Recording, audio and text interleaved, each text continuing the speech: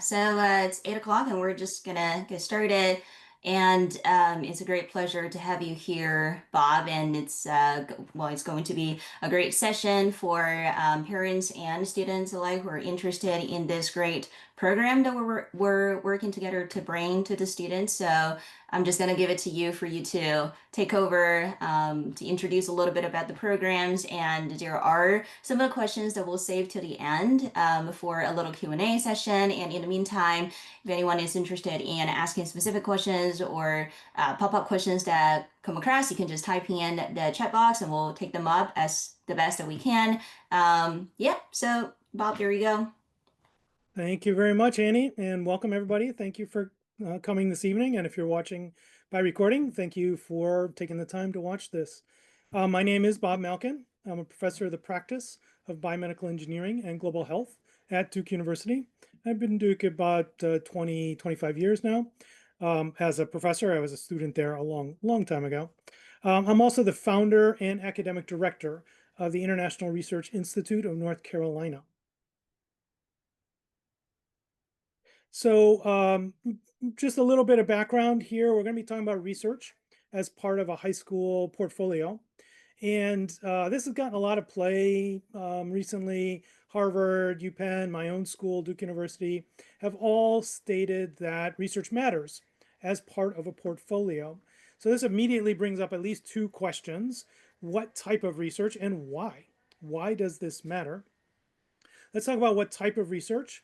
When Duke or another university talks about research, what they're talking about is academic research or scholarly research. There are three things that we're looking for. First of all, it should be using original, or to say primary sources. That is to say, in each field it's a little different. In my field, it's journal articles. In some original research, in other words. In some fields, it could be pieces of art or diaries or long books. It's easier to say what it isn't. It isn't review articles, popular press. It isn't Google or Wikipedia. Those are not primary sources. Second element is it should be systematic. Even if you're just doing a literature review, your work should be systematic. In other words, you should be able to describe your method to such a detail that I could repeat your method and get the same results. And the third thing we're looking for is that it's, especially for high school students, that it's written up in a formal scientific manner. That is to say, it's neither vague, or maybe to say it the better way, it is specific and traceable. So it's neither vague and non-traceable, which is to say that your language is formal and you're using APA or some other accepted style for citing your sources. Those are the three elements we're looking for to make it academic research. Now, why? Some of it is obvious. As long as I've been involved, I did 2 years as Associate Director of Undergraduate Studies at Duke, reviewing applications, among many other things. And as long as I've been involved at Duke and other universities, we've always had essays. There's always been essays as part of an application. Technical writing, publishing your work, that already demonstrates your ability to write, to reason, to present well, and to critique. Critical reasoning is also a really important skill that we're looking for. So some of it is obvious. We've always been looking for these skills. We've always been looking for these abilities. Some of it is less obvious. Research is a very specific skill set, detail-oriented, teamwork. It also can show, especially if you do longer programs, 1, 2, 3-year research programs, the ability to be dedicated to a task, which can be arduous and long. And those are, again, skills that we're always looking for, but this is one way to demonstrate those skills. Now, I think I might have mentioned, or I think I will mention now, the ideal lab position is an in-person lab position. Just like for everyone, you have more fun when you're in person with your friends. It's just not as much fun to have a phone call or a Zoom call. That's true for research as well. Being in person on site is the preferable way to have your laboratory experiences. But in-person jobs in labs are very difficult to find. There's a lot of competition for those spots and relatively few spots. So then you may want to consider a remote research. Remote research is another option. There are something like 10 or 12,000 people a year doing remote research, at least according to ProPublica, an article they published a few years back, paying to do those research experiences anywhere from a couple thousand to many thousands of dollars. And so this is a relatively new but fairly established type of research experience and can be as significant, as impactful, as much fun as an in-person experience. Biggest concern that I hear from folks when we start talking about remote research is, this has got to limit the kind of research that I can do. And of course, to some extent, that's absolutely true. It is going to limit the kind of research that you can do. But I want to just give you a few examples. There is a lot of research that you can do remotely. So this is a paper that I published with a student in high school. She was a student who worked with me remotely, Sanjana Anand. She's now a Duke student. But she did this in high school with me. And she surveyed a few thousand people, if I remember right, about their vaping habits and their cold and flu symptoms. And she was able to show that people who vaped had more frequent colds and flus. And the more they vaped, the more severe their symptoms and the colds and flus. And it was independent, actually, of what they were vaping. Her original hypothesis was it was going to be nicotine dependency. But in fact, it was not. Any vaping of any liquid was causing these deficiencies in the immune system. And again, this was done completely remotely. I'm going to skip that one. Here's another one. This is one that I, again, did with a student in high school, Ashvin Arora. And he developed an exoskeleton. So something that would go around a hand for stroke victims. Many stroke victims are unable to grasp strongly. So things like picking up a cup or picking up a water bottle can be a real challenge for them. He developed this exoskeleton, which allowed them to increase their grip strength so they could grab a cup and have a cup of coffee or grab a water bottle and take a drink. And again, all done in high school, all done remotely. Here's the last one, I think, Ishta Bhatt. She is also coincidentally a Duke student, but I did this work with her again when she was in high school. She was very interested in meter dose inhalers. These are small little devices that we send kids to school with if they have asthma problems. They stick it in their mouth, give a little squirt, and it gives them an immediate relief from a potentially life-threatening condition. It's actually very little data to know whether children know how to use these devices. So he sends kids to school with them, but we don't really know that they know how to use them.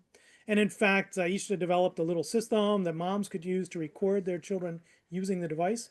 Most of them did not know how to use it. And those that did know how to use it had better overall clinical asthma scores. So it matters. Great paper, again, done 100% remotely. So the point is, yes, it absolutely does limit the types of research you can do. Can't do everything, but there is a lot that you can do remotely. There are nevertheless a few things that you need to consider. If you are going to choose a remote position, there are a few things you need to think about. The most important one is who is going to be your mentor. In all research, in fact, research is a field where you learn from your mentor. It is an apprentice type learning field. Uh, for all folks, graduate students, undergraduate students, and high school students, your mentor really matters. You really want somebody who has a deep experience, years of experience working with students, publishing papers, and being successful. Usually that means they're a professor. They're a professor at a university. Their title will be assistant professor, associate professor, or sometimes called full professor. The title is just professor for those. You want to be careful of titles like graduate student, candidate, PhD candidate, PhD. These folks may be wonderful, but they don't have a lot of experience. And you're really looking for somebody who has a lot of experience. Now, there are two types of programs. This is across all remote positions. There are introductory programs. Introductory programs are less than 6 months in length. Generally, the deliverable is going to be a literature review. And in-depth programs, these are 1 to 3 years in length. And generally, you're looking for a publication, a scientific publication as the outcome. Don't worry about what the programs are called.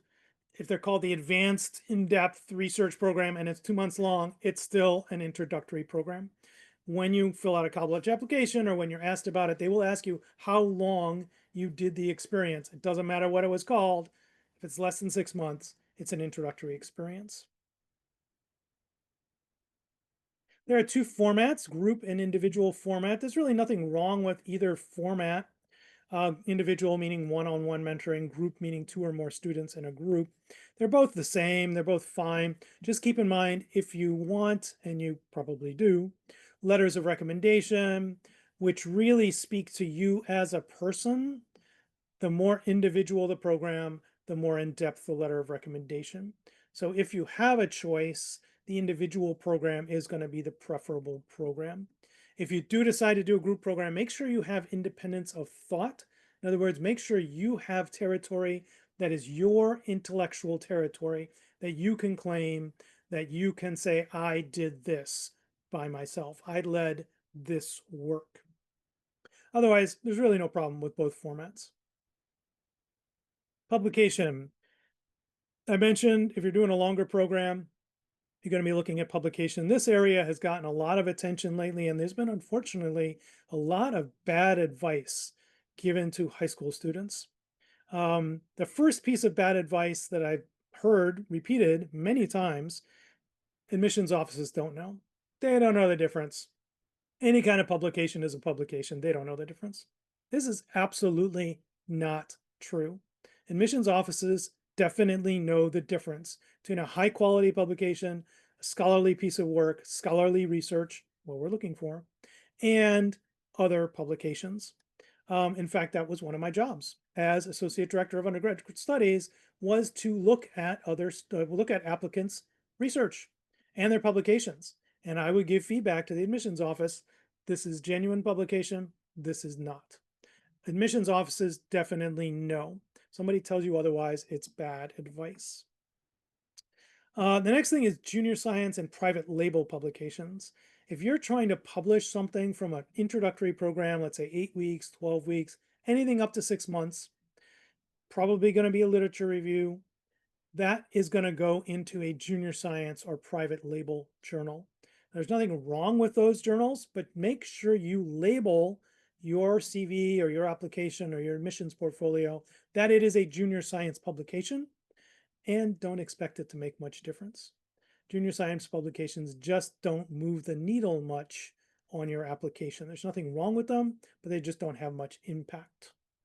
Which then leaves scientific journal articles, that is to say, scholarly research, academic research. These should be archived, impact factor rated, and peer reviewed. Archived means it's indexed in a database. Peer reviewed is a type of editorial process. Usually the opposite is preprint. And impact factor rated means that the journal itself has been rated. So the journal has a rating. There's a bunch of different rating systems, JCR and WS. Lately, I've been using XLE. If you have these three things, archived, peer-reviewed, impact factor rated, you actually have all you need. For a high school student, there isn't an expectation of anything more than that. That is an impactful publication. And just to give you an idea, this is two companies. I blanked out the name of the other company here that are offering remote research. These are our publications on the left with their different impact factor ratings. On the right, these are all from websites. So presumably these are the top publications they have. Not a single one of these is a peer-reviewed, archived, impact factor rated journal article. So absolutely zero of these would have an impact on students' applications to college. One thing I do hear quite a bit, which does not really have much impact on your college application, is whether you had to pay for the experience. I sent my kid to summer camp for soccer. I had to pay for that.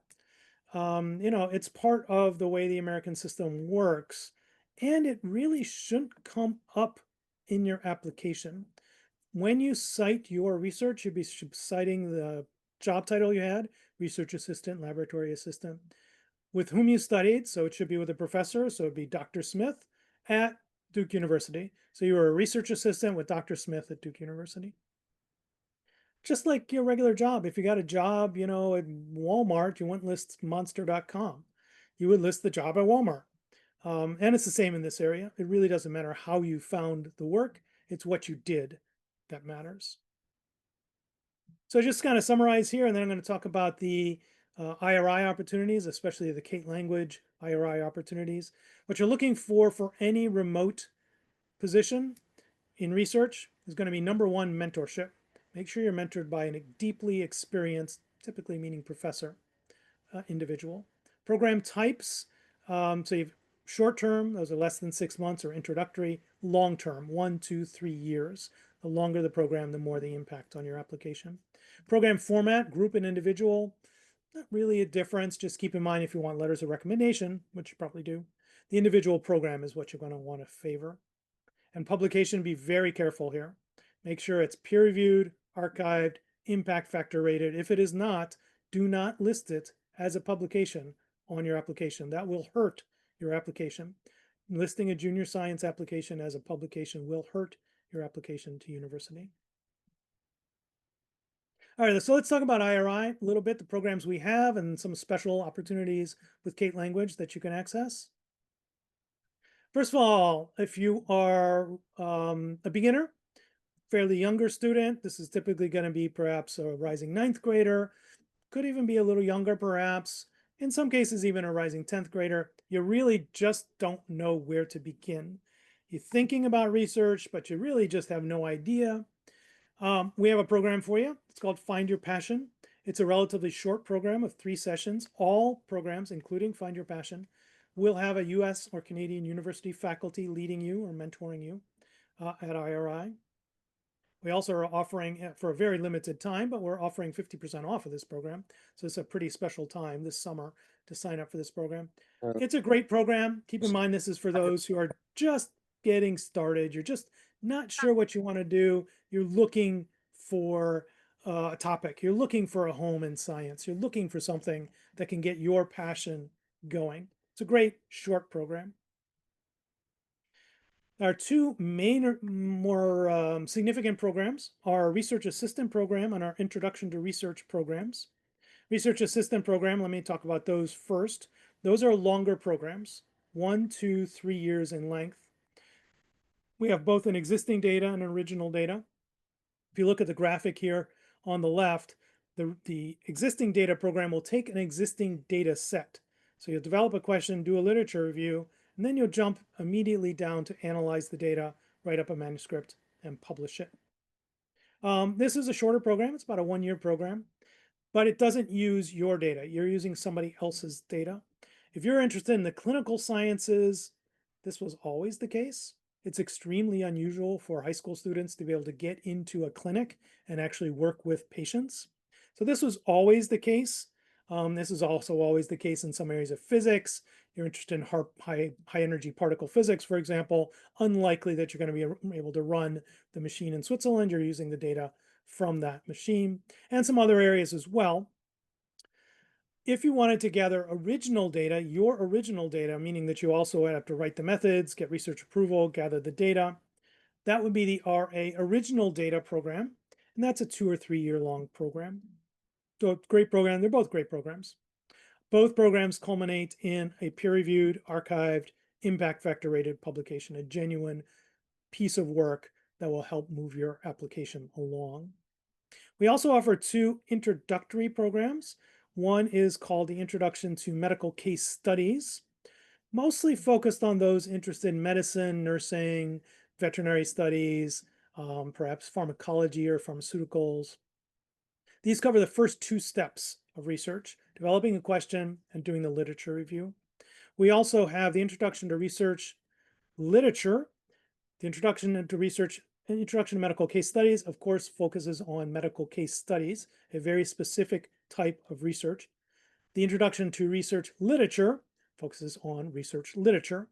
So depending on what you're interested in, generally I tell people if you're very interested in medicine, Introduction to Medical Case Studies is your best choice. If you're more broadly interested in science, then the Introduction to Science Literature, research literature is your better choice.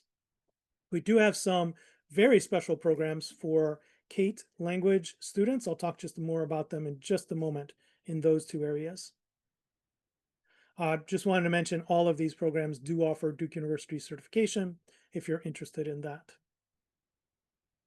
I'm going to skip our faculty to give enough time for talking about questions. So let's talk about the special programs first. We have a special agreement with Kate Language that is only for students coming through Kate Language. It's not available to anyone else. It covers both Intro Med and Intro Lit programs. So you can choose either one of these programs. Um, First of all, you can get guaranteed admissions. Our programs are pretty competitive, so this can be a real edge, especially in summer. Summer, we have very limited spots. In fact, I think most of June spots are already closed. Much of July is already closed. So getting guaranteed admissions is a big deal for some students. And we also have the option of choosing exclusively Duke University faculty. So if you're particularly interested in those faculty, that is an option as well. Again, only available for Kate Language students. There we go. And see whether you guys have any questions for me. Right. Thank you so much, Bob. That was amazing. And then a lot of information for the parents to proceed and take, I assume. So if anyone has any question, you can type them down right in the chat box. And as what Bob was talking about, we have a very special collaboration in here. And especially for parents or students who are right now listening and you still haven't figured out what the kids are going to be doing over the summertime, then I think the research opportunities, or at least to get a little bit of the experience is going to be very helpful. And well, regarding and how you're going to be signing up the programs, and also where do you get the access, for example, to the discount code, and what are the differences in there. So with that, you can contact me, you can contact Kate, and we'll be, to the best of her knowledge, answering those questions and get you what you need in order to get on board and get enrolled. So that's that part. And I'll be looking out for any of the questions. Again, do not hesitate to type your questions in here. And uh, based on what we have currently talked to some of the very interested parents, I do have a couple of questions that maybe you were hoping and that Bob can give us some insight on that. And before everything else, there was one point that I just like to double check, and again, asking on behalf of all the parents, I think they really care about that, is when you said that when high schoolers are gaining and research experience, it's very important for them to choose who will be their mentors. And we talked about to look out for like PhD or like candidates or those specific terms, meaning that you're not full professors. So does that mean Right. all faculty in IRI and the kids from Kate Language, when they go into your programs, they will be working with full professors? You're right. So exactly. So what you want to watch out for is like PhDs, PhD candidates, graduate student, these kind of titles. There's nothing, I'm not saying these are bad people. These are probably Of course. wonderful people, Of but course. they are just not that experienced. Right. All of IRI Kate Language students will be supervised by US or Canadian university faculty. These are folks with years of experience working with students, so they'll be assistant professor, associate professor, or full professors. Right. So again, everyone, so that's a very big point right there. So that's the real legitimate and very experienced full professors that the kids will be working with, and they will be supervised throughout their whole duration when they're in the program. So that is very important. And we do have a question right here. Does Intro to Research program have engineering option? Oh, yes, absolutely. So we cover, that's a great question, and thank you for asking that question.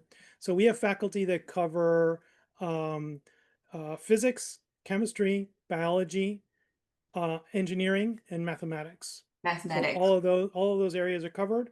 Mm-hmm. Just keep in mind the intro to medical case studies is typically for those that are looking to go to medical school. So that one's a little bit specific. Mm-hmm. Introduction to research literature covers all of those areas. Mm-hmm. Right. And just the other day, we had someone approach and asking if there's anything psychology related that they can sign up for. Yeah, so I was just meeting with a psychology interested student this morning. It does depend a little bit which program you're interested in. So if you're interested in clinical psychology in the RA original data program, we do not offer that only Mm-hmm. because it is too difficult to get the licenses and approvals for high Mhm. school students to sit in on clinical psychology sessions to do the original research.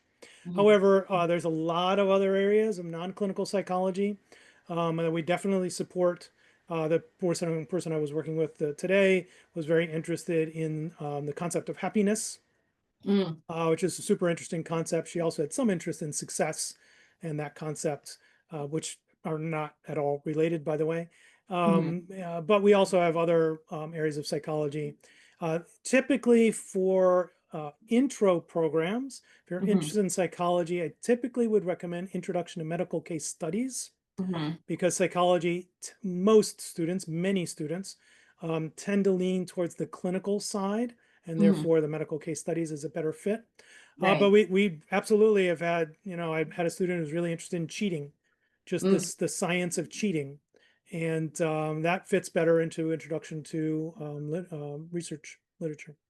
Right. Research literature. Yeah. So that's great. And there's another question right here. How about motor development? I think that's interesting and something very specific too. Motor development, is that a question about motor function in the biological sense, like fine motor skills, or is that motors like propelling cars type Right. motors? Yeah. So maybe Jenny, you would want to specify that question a little more. But do we have anything that would fit to either category right there? Yeah, so motor skills, that is to say the human side of motor skills, Mm-hmm. gross and fine motor function. Mm-hmm. Absolutely. We have two faculty in human performance. That's in the general area of human performance. Mm-hmm. And yeah, we have a very large, well, moderately large program in that area. It's a very important area of research. So those are interested in like sports performance.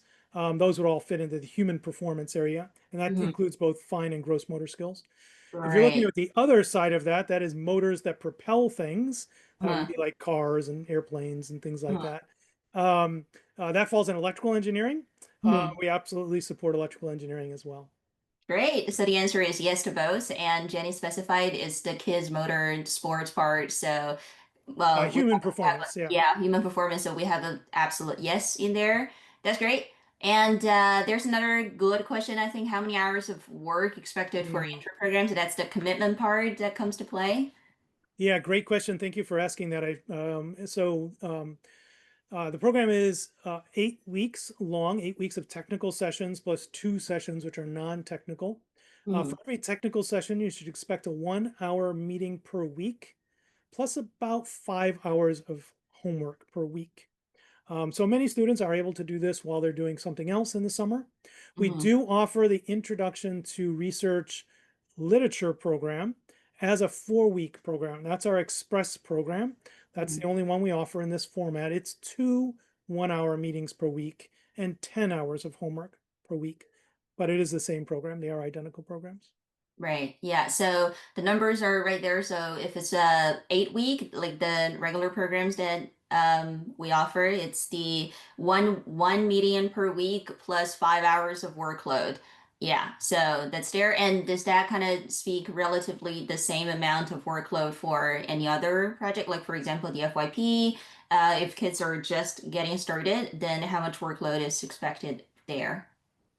It's true for the FYP program as well. Okay. Yeah, it's the same. Yep. Right. And well, RA assumably is going to be a little more compared to the other two. No, RA is about the same commitment per week, but it just Okay, goes on a lot longer. So you're talking true. about 1 year or 2 years or even three Yeah, years. 3 years. Yeah. Um, and oh, Sue has a good question. My kid has taken two research classes in her school. Would intro to research be fit to her? Well, first of all, I mean, Bob, you're dare to answer a question, but my preliminary question would be like, which like research classes are we referring to here? Sue, I mean, if you're listening right now, you can specify that question a little more. But in the meantime, maybe Bobby can jump in and give a little bit of insight first. Yeah, so we get a lot of students who have taken some introductory research at school, Hmm. and it depends. Sometimes I find that the courses that they're offering at school are more what I would call introduction to research methods, Okay. or than introduction to research, Hmm. which is great. There's nothing wrong with the methods course. I'm actually teaching a methods course at Duke this summer. Yeah. So there's nothing wrong with the methods course. but that's not what we're talking about here. So in other words, a methods course is a course where you learn about research. What we're talking about is activities where you do research. You're not Hmm. learning about research, you're actually doing the research. Hmm. So for most students, introduction is going to be a perfect fit. If you do have a situation where you feel like your student has done a significant amount of work, not just studied research, but actually done a significant amount of research, Hmm. don't hesitate to reach out. I'm glad to have a meeting with you or you and Annie. Hmm. We can all meet together and discuss exactly where they are and which program would be the best fit. Right. Yeah. Um, but say if the kid it has been exposed to some starting in a phase of research experience, to maybe intro to research will still be a great fit because it's doing the research but not learning the methods of like research, right? Right, right. Right. If Yeah. So if I if hope it's that, the most typical high school situation where they've yeah. taken like a methods course, Mhm. intro to research is a great spot to start.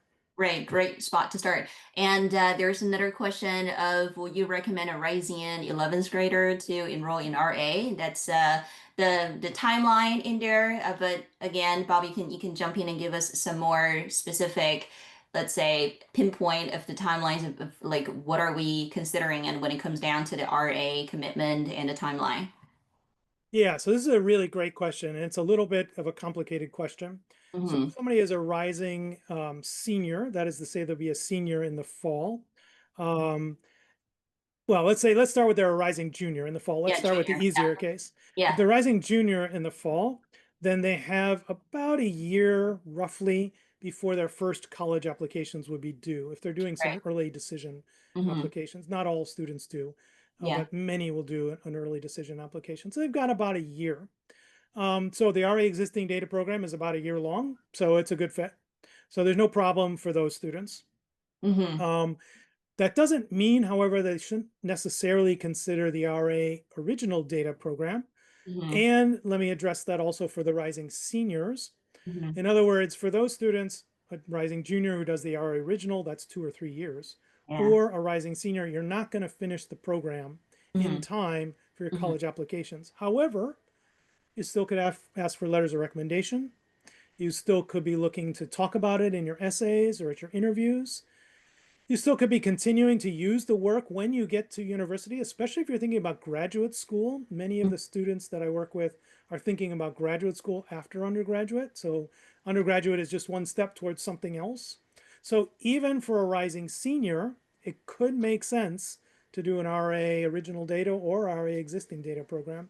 But just Right. keep in mind, you will not have time to finish it as a rising junior in the RA original data or rising senior in any RA program. Your program will not be finished by the time you put in your first college applications. Hmm. So with that, it's just something for everyone here to keep in mind that if you are a rising junior, namely going to the grade 11 in fall, there is a chance for the RA existing data, which takes about a year. But Bob, we remember talking about this, that year does not necessarily mean that they're going to get our publication under that Good year, point. Yes, right? So that is something that we have stressed before, but I think it's just worth mentioning them again in case there's some kind of expectation mismanagement in there. So that 1 year, it's the length of the program where the kids will get their manuscript before the publication ready. But when they do the submitting part, because the IRI and Kate Language, the programs, the publication is everything that Bob has talked about before is the authentic, legitimate ones. So they take usual longer times, right? And sometimes they'll get feedback and they're gonna rewrite or revise this and that, and it could take longer than just the year that now everyone has heard about. So the timeline there is a little tricky. However, Bob did stress just now that it will still be very useful. Like that whole authentic research experience will be helpful when you apply to college, and you can still work things out even if you don't have your publication ready. However, you will have very important and authentic research experience plus letters of recommendation. So those things will still be shining points on your application portfolio right there. absolutely. Yeah. Um, and for the FYP and the intro programs in general. I think it's just since we talked about a timeline for RA, perhaps we can also address the timeline or when will be the best part for students to join if they're interested in the other two programs. Yeah, so the introductions, both introduction programs, are perfectly fine for those who are rising seniors. You Hmm. have that finished in time for your first applications. Hmm. We even get students who are doing it starting in October or even September, October. It's going to be a squeeze to get it done, but you can still get it done even then before your first applications. And you certainly will be able to get it done before, let's say, January, February, when the Hmm. bulk of your applications are going to be due. So Hmm. the introduction program can be done quite late in the high school career successfully. Yeah, right. And if the kids are just getting started, exploring and their interest in FYP will be a great starting point to get everything kickstarted and see whether this is something that the kid is really interested in and maybe finding the passion, which is quite obvious by the name of the program, Find Your Passion, right there. And I think something else that the parents may be really interested in is there a kind of continued path that one Mm, student can go on? For example, they enroll as a rising, or let's say they finished a grade nine and then they figured out that find your passion, like the FYP, is how they want to get started. Then after they finish the FYP, will they get a chance to continue with perhaps some intro programs? And does that kind of progress or proceed into the RA eventually? That's something to that's worth thinking about. yeah, so that's a great question. Thank you for asking that, Amy. And the answer is yes. So most people who do the FYP program are then intending to move to the introductory program. Hmm. And it's a great match. It gives you a little bit of extra time with your professors, so you get to know them a little bit better. But Yeah. probably more importantly, it gets you to focus in on something that you really feel passionate about, Hmm. really gets your interest going. Hmm. Everybody knows the difference when you're talking about your research, if you're excited about it, or it Yeah. was just a drudgery thing that you had to get done because somebody Sure. told you you had to Yeah. get it done. Yeah. Everybody can tell the difference. So you really want something that you're passionate about. Hmm. When you're done with the intro program, you can absolutely continue the RA program. In fact, you have even more options.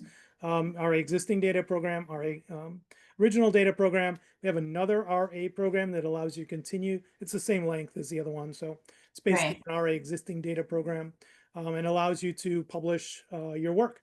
So you can continue all the way from FYP to Mhm. intro to the RA program as a continuous line. And some people Right. choose to do that for one Hmm. reason.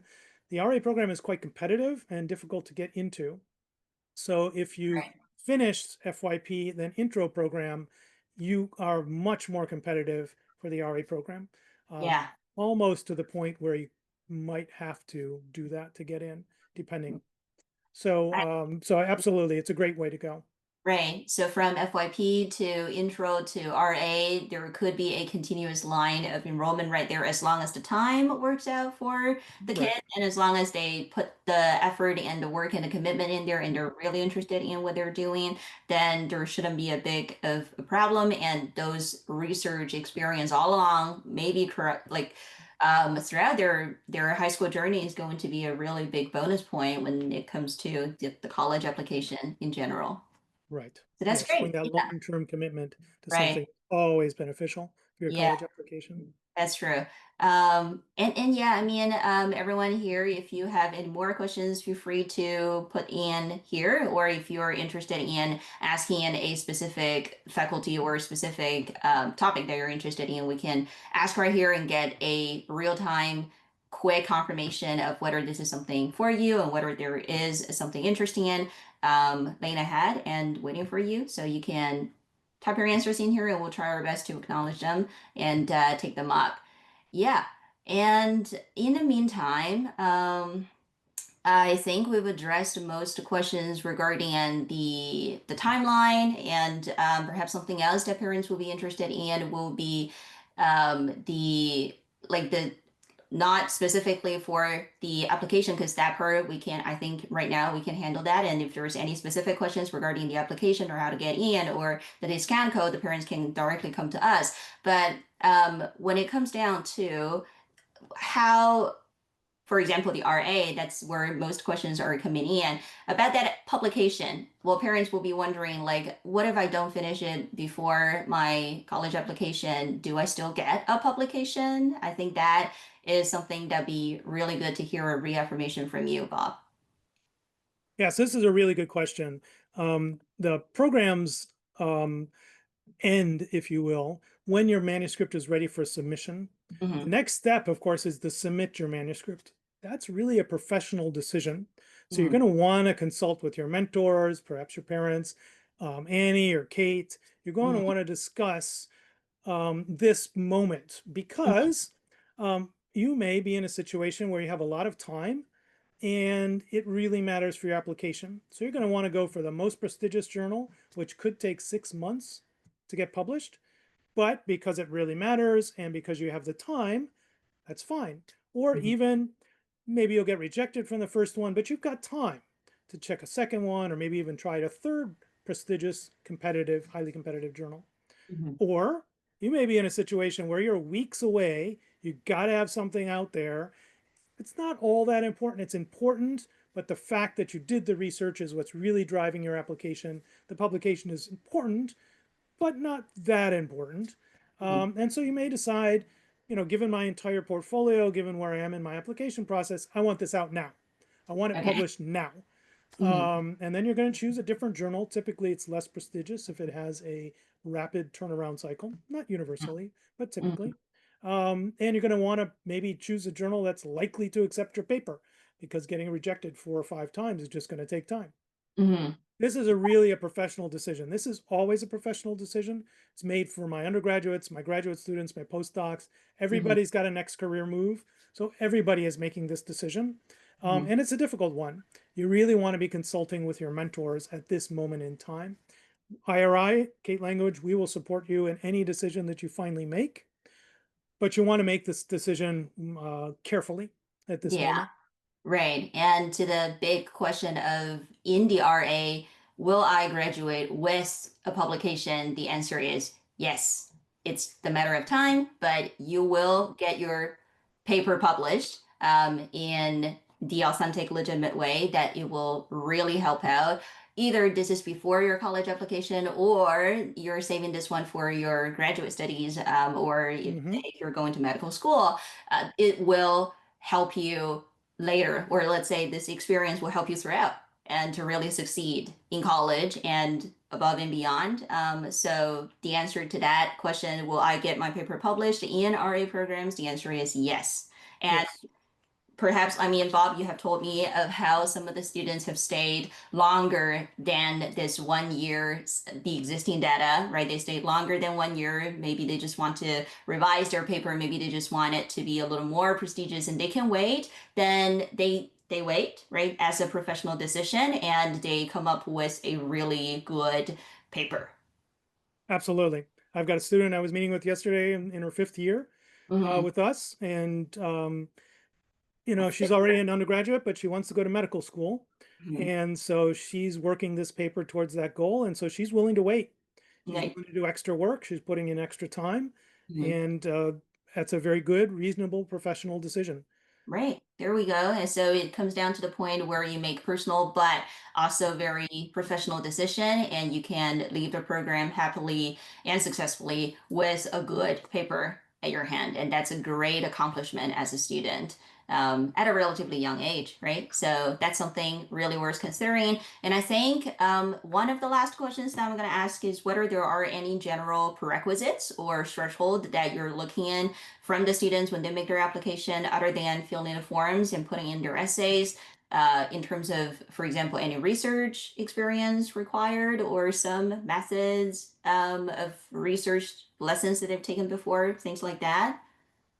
Yeah, so one thing to be clear is all of IRI's programming is in English. So Yeah. your ability to speak English and write English Mm-hmm. will be judged. And Mm-hmm. so make sure that that is under control, both in an interview situation and in a Yeah. writing Yeah. situation. Yeah. And second, my recommendation is, so especially if you're going for the RA programs, you're going to be doing faculty interviews. So that Mm-hmm. is to say that US and Canadian university faculty will be interviewing you to figure out whether you're a good fit for the program. Mhm. They don't expect a 17-year-old to be as good at research as a 35-year-old postdoc in the lab. Right. So don't try. That's not really what's going to get you the position. What's going to get you the position is, first of all, be very professional. Make sure you show up on time. You got a good camera, good mic. You are prepared with questions about the lab. You know who you're meeting with. Mhm. You're able to talk about yourself as well as your interests. And that's the second thing, is you're able to talk about your interests with Mhm. passion. You're able Mhm. to describe why you're interested in doing research. What things have you done in the past, perhaps, or what experiences you've had that have brought you to this moment. Mhm. It's not all that helpful, to say, well, I took high school biology. Well, Yeah. all the applicants have taken high school biology. It Yeah. doesn't really differentiate you in any way. My Mhm. recommendation is, professionalism at the absolute top level. And again, work with your counselors. Kate and Annie can help you with this, as well as your parents are very experienced at this. Mhm. And develop a statement about yourself, who you are, what is your passion, what is your interest. Those are the things that are really going to make a difference in a faculty interview. Right. And they're very pragmatic and practical. Well, some of the suggestions and advice out there that kids who are very interested in the programs can do a little bit of the preparation and then really dig down the paths of who they are as an individual and what drives them to the pathway of doing research as a high schooler and why are they interested in what they're interested in. And the whole thing sounds like a miniature college like application already. So if they have It is. accumulated that kind of experience, it will certainly help out in the actual college application that they're going to be doing sooner or later. So I think that's a bonus point right there. And as the final question, I think Helena has just typed in a question, and but this one, we'll just take it as a little bonus. And once again, it kind of speaks to your personal insight in there because it's not like a program specific question, but this one right here acts as like a question like your general thought on the biomedical engineering program as something to learn in undergraduate or make it a potential career. What are some of the advice or your thoughts or comments in this? And we'll just close it off with this one. Okay. Of course, I'm a little biased because I'm a biomedical engineering Yeah, professor. true. So clearly, I think it has value, or I wouldn't have been teaching it for more than 20 years. Hmm. Um, but it's a good question. I think it's actually divided into two questions: engineering and then biomedical engineering. One thing to keep in mind is for undergraduates, many engineers do not go to graduate school. Many engineers graduate and then go to a job. First of all, that by itself is attractive. Many people are not interested in graduate school, and that's Yeah. perfectly fine. There's nothing wrong with that.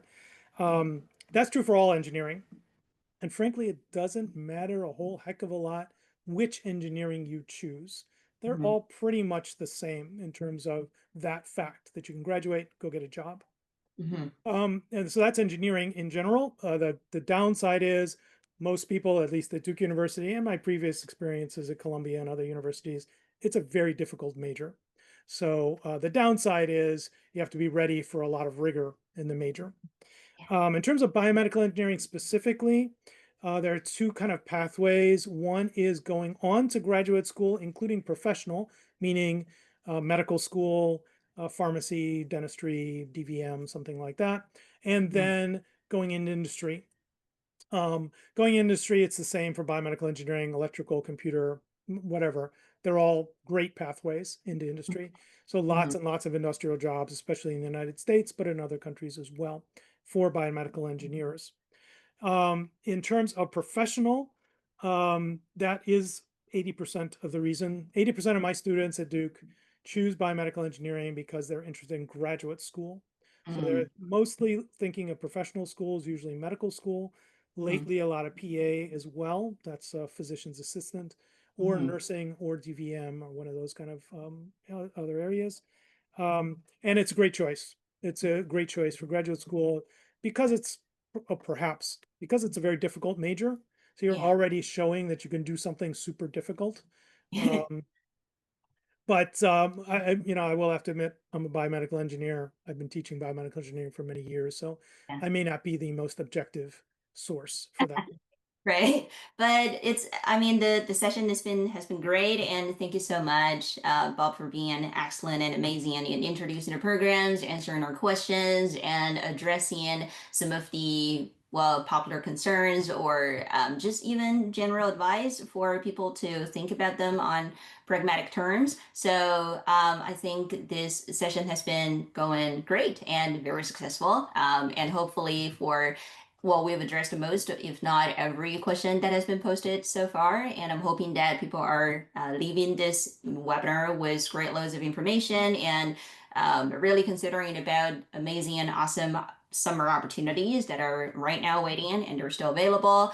And you can always let me know or talk to Kate if you have specific questions regarding the next steps or how does this whole thing proceed, and we'll be very helpful and happy to assist in that manner. And for kids who are interested particularly in RA, there could be meetings connected if you believe that this is something that you really are ready to invest yourself in. Then perhaps there will be chances that you will meet with me, meet with Bob right here, and there's something that we can figure out together to see which programs will be the best fit for you. So thank you, everyone, and specifically thank you so much, Bob. You've been amazing, and we'll keep in touch, and we'll see how and the next steps will go. And again, thank you for everyone who has shown up, and I'm hoping that session has been very helpful. Again, any other questions, you can let us know or DM us. Either way, it will work out. And great. And thank you so much, everyone. Thank you, everybody. Yeah. Thank you, everybody. Bye, Bob. Thank you so Bye much. bye. I'll talk to you soon. Bye bye.